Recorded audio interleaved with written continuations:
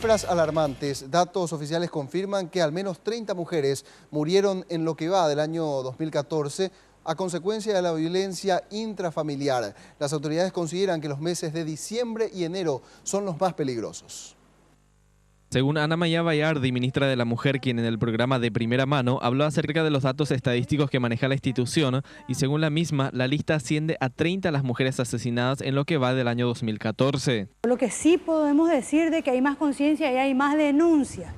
Inclusive, sabiendo que hay más denuncias, hay un tremendo subregistro al respecto. En base a la encuesta que nosotros hicimos desde el Ministerio de la Mujer, sabemos que por cada mujer que denuncia violencia psicológica, 9 no la hacen. Y por cada mujer que denuncia violencia física, 2 no las hacen. ¿Qué significa eso? Que todos los registros que tenemos de denuncias está tremendamente subregistrado.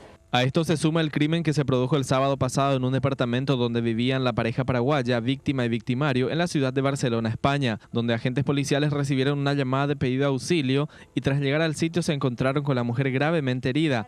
Luego de su traslado a un centro asistencial se constató su deceso por hemorragia masiva. Bayardi insta a todas las mujeres quienes sufren algún tipo de violencia se animen a realizar sus denuncias para que las autoridades hagan las investigaciones correspondientes. A esa mujer que está siendo víctima de violencia o que quizás tiene duda de que está en un proceso, que nos llamen. Primer punto, el 137 ahora mismo pueden llamar, es gratuito, es anónimo, pueden consultar, un equipo interdisciplinario les responde, hay abogadas, asistentes sociales, está la policía también de por medio con nosotros, están psicólogas, entonces pues es conversar. Este es un servicio especial de orientación telefónica que tiene cobertura nacional las 24 horas del día, inclusive los fines de semana y días feriados. Está orientado a brindar respuestas claras y eficientes a las mujeres ante las situaciones de violencia doméstica e intrafamiliar.